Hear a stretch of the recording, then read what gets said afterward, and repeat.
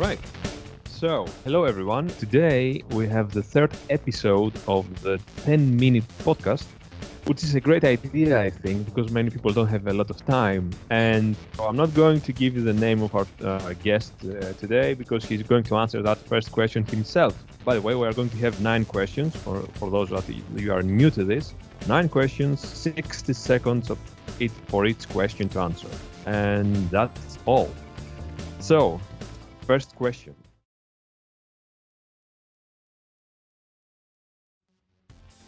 Who are you?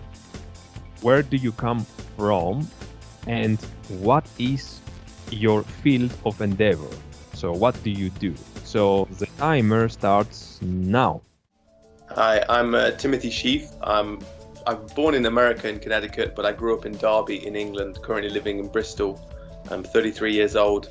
My endeavor of practice currently is biomechanics. My history is I came from breakdancing, then parkour and free running.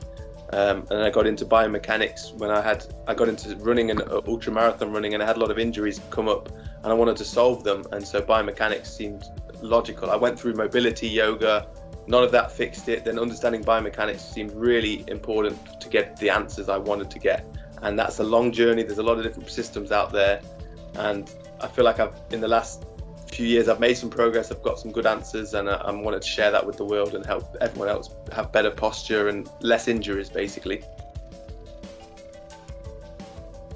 Cool. I did it quickly. Got 10 seconds to spare. I like this. Nice. Good format. Yeah. So all right. Let's go to the second question.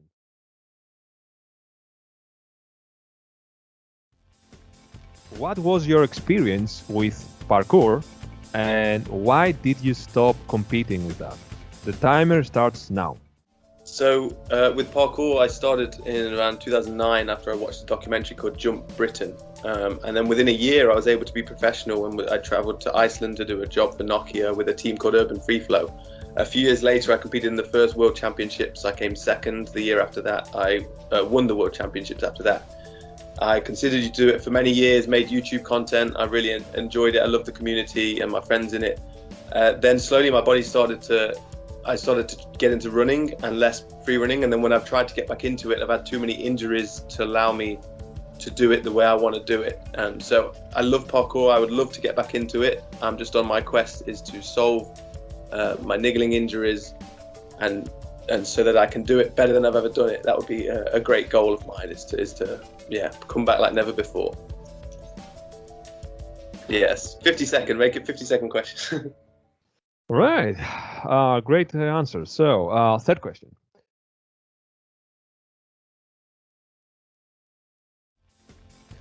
Do you think Ninja Warrior is a worthy goal for an athlete who wants to test his agility?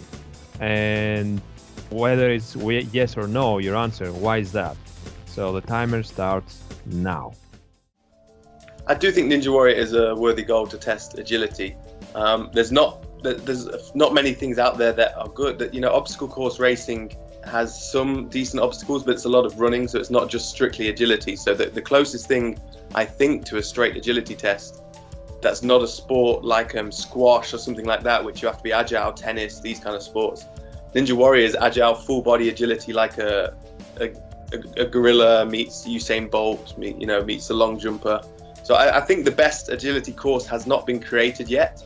I imagine like a 100-meter course with 10 different obstacles that test a different type of agility, like a jump swing, a long jump, a wall run, a wall pop. Something like that would be the best agility course. But up till now, I think Ninja Warrior is one of the best things we've got to test that. Yeah.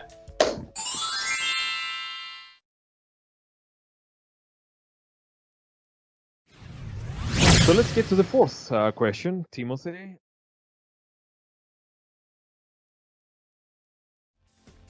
Did you move naturally as a child? And what are your earliest memories of doing athletic endeavors when you were a child? The timer starts now. So yeah, that's a great question. When I used to be I remember spinning on my knees to Billie Jean, to Michael Jackson, Billie Jean. I used to go on one knee and just spin in circles on the carpet. Then I saw Bomb Funk MC's freestyler, I think is a song, a video on TV, MTV came up or something, and I was trying to break dance. I used to walk on my hands and get a tape measure out, and I measured how far I could walk on my hands, and every day I'd practice and improve, and eventually I made it all the way from the kitchen down the corridor into the living room, and then I got to the living room and went round the dining table, or the coffee table. And so as a child I was obsessed with expressive movement, like breakdancing, like Michael Jackson, like gymnastics, walking on the hands. And so when I got older, I was kind of handstands came easy to me, and then I just got it. I'd rather do the flip side of things, because I'd already did handstands when I was kind of 10. Yeah. So, fifth question.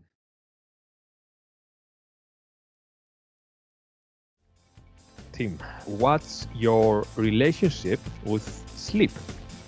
The timer starts right now. That's a great question.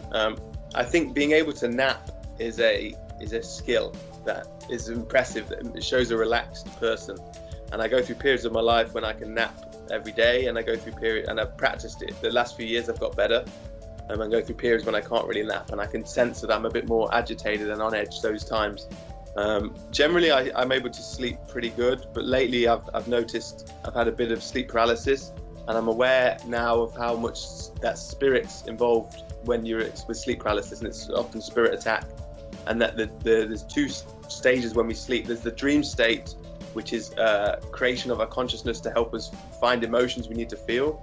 And there's a spirit world which we go to, and we don't really generally remember much from our spirit world endeavors when we sleep. But our dream state is what we seem to remember the most, and that's to help us access emotions that were unfelt. And that's why you wake up feeling very emotional after some dreams. All right, sounds great. Maybe not about the paralysis stuff. Oh, it's tough, man. Yeah. Yeah, I had it in the past. So, sixth question, Tim.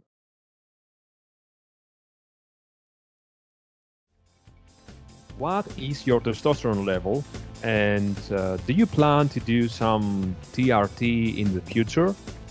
So, yeah, a timer starts now, the timer. I love the honesty of the question and the forwardness. Absolutely no plans to do TRT. I have no idea what my testosterone level is. I've never checked it as far as I'm aware. I've done a blood test, maybe it was in that, but I don't remember it. I don't really know what the levels are. I sunbathe naked, so I get my gonads in the sunshine. That's supposed to help your testosterone. Who knows really. I don't worry too much about it. I avoid soya products as well, so things that would affect my testosterone. So I feel good. I practice semen retention. I try not to come more than once every 10 or so days. I go through like 20 days at a time. So things like that are great practices. I feel like a healthy human. That definitely gives me like a boost. If that's testosterone or not, I don't know what it is, but it gives me good chutzpah. 50, we're good. Back on it. Great answer. So the seventh question for you, Tim, is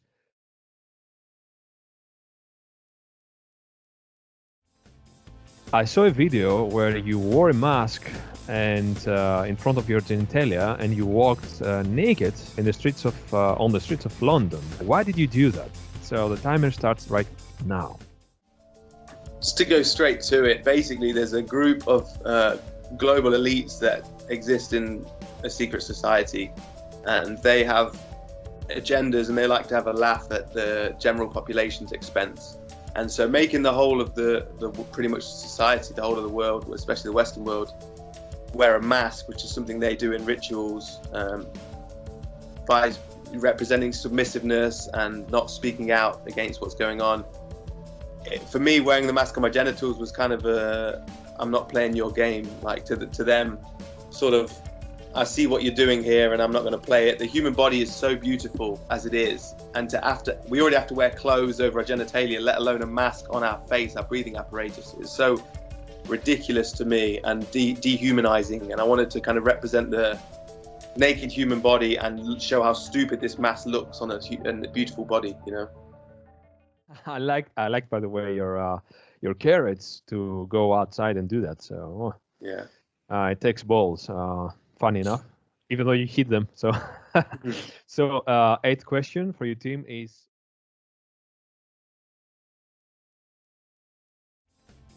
so what's your generic opinion on nature on cold baths, on sunlight exposure, and on living in the rural area outside of cities. Yeah. So the timer starts right now.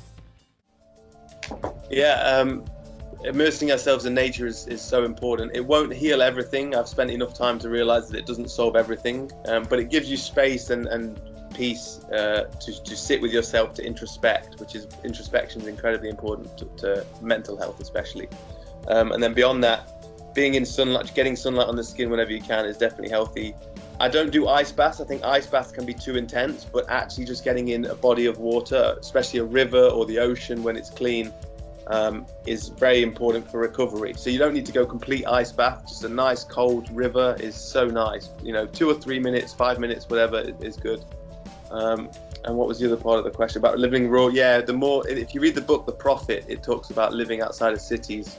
I can't remember the exact way it says it, but it just sums it up so beautifully. So I live in a suburban area, and I want to get more rural. I feel a lot more peaceful when I am living in a rural area. All right. I agree to that. So we have the last question, my man. So Tim, this is going to be probably emotional. I don't know, maybe not.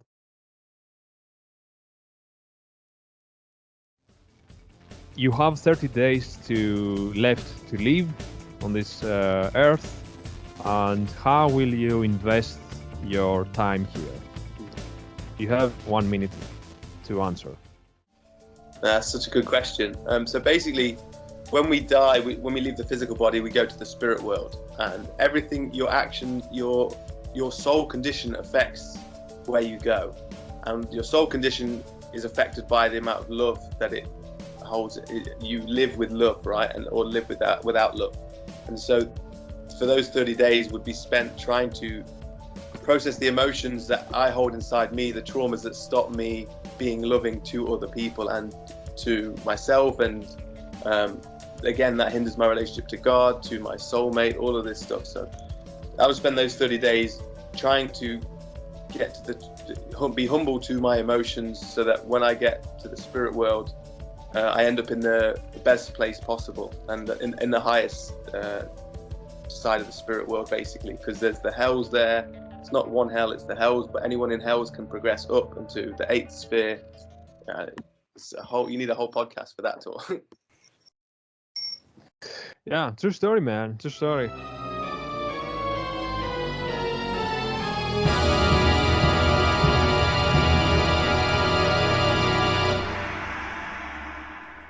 So, having said that, the 9 questions were completed. So, where basically can people find you, and what are you doing these days? Yeah, I'm on Instagram at Tim Moves is my movement page, and my spiritual page is at Human Timothy. YouTube, if you search Tim Shieff, Shieff spelled Shieff. I have a YouTube page there. I have a private YouTube community where I share all of my spiritual things that I learned, spirituality that I learned, that I value, that I find useful, that I find to be true, and I share all my biomechanical stuff, my discoveries within that, what practices I talk about, all that stuff, live chats and all that stuff. So the best place, if you want the more deep content that I've started to kind of skim on in this, I'll go into detail on my YouTube page, otherwise Instagram. But yeah, thanks so much for having me on, Dean. It was my pleasure, Tim. So go subscribe to Tim, and yeah, see you soon, man. Yeah, I look forward to sharing this, man. It's cool. This is enjoyable. Yeah. By the way, stay for 5 seconds to tell you a few things, and we go. So for everyone listening, that was Tim Shieff, from England, and stay tuned for the 4th episode. So have fun, everyone.